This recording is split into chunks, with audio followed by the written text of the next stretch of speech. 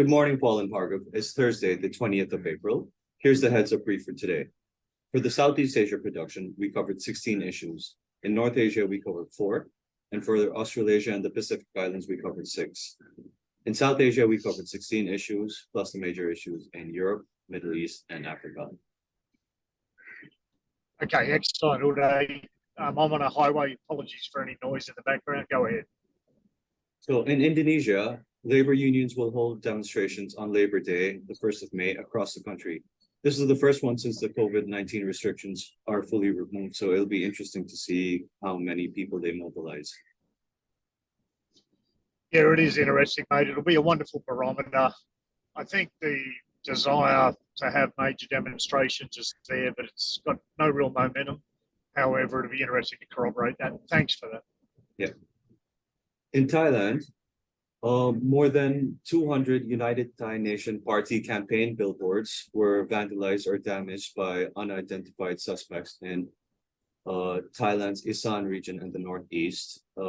Incidents occurred in Ubon Ratchathani, Ubon Thani, and Khon Kaen. All right. It'd be interesting to get a little bit more information on who are the key players in that party. I'd just like to extrapolate a little bit more. If you could just get one of your guys to flick me a brief on WhatsApp, just a written brief. Yeah, sure, we'll do, Paul. And in Papua New Guinea,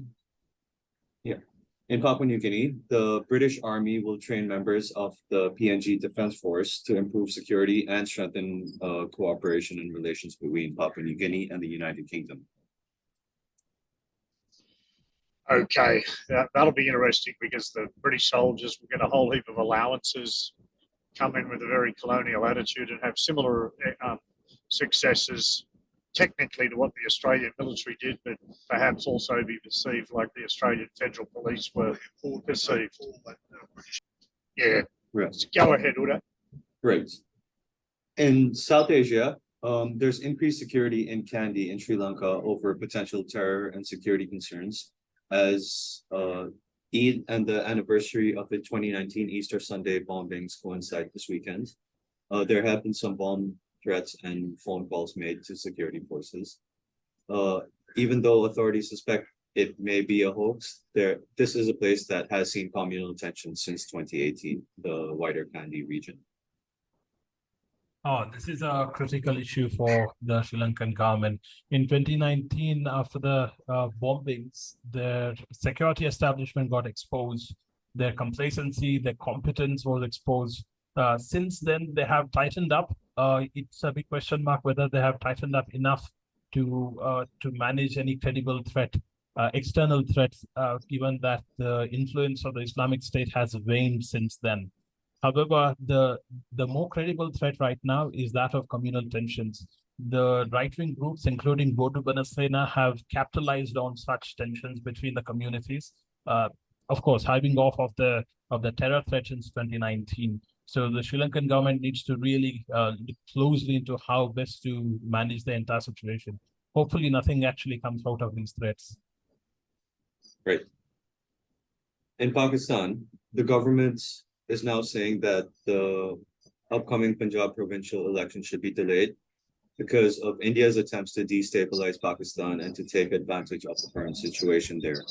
The government is still trying to delay the elections, even though the Supreme Court has mandated that they be held as per the Constitution. This is bordering on comical at this point. First it was the Taliban, then the crime syndicate near the India border, and now the Indian government in itself. Indian government has been trying to destabilize Pakistan since 1947, but till date we do not see a single incursion into mainland Pakistani territory except for 71. So I guess I'll leave it at that. Right. Lastly, in India, in Meghalaya, authorities have deployed 10 companies of the Central Armed Police Force to crack down on illegal coal mining and transportation across the state. This, I'm not too sure, is a very smart move on part of the judiciary or the state government. Now, northeastern states have been very critical of central government's involvement in local law enforcement in their states.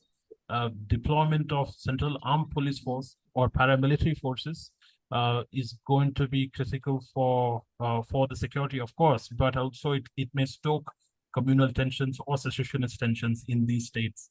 Meghalaya specifically had issues, communal issues between North Indians living in the state and the tribal communities within the state. So the presence of central forces may have a detrimental impact.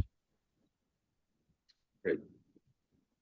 In Europe, Middle East, and Africa, in Nigeria, the Chinese financiers of a 614 natural gas pipeline project have withdrawn from it over in the contracted sum of the project being inflated by around 570%.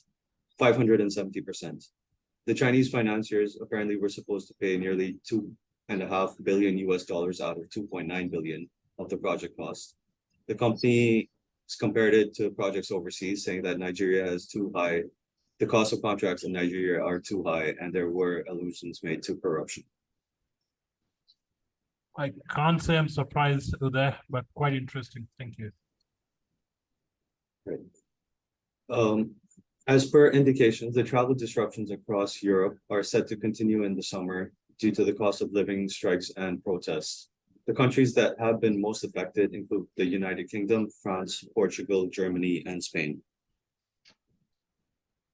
Thanks for that. Nothing from my end. Excellent, Uday. Thanks.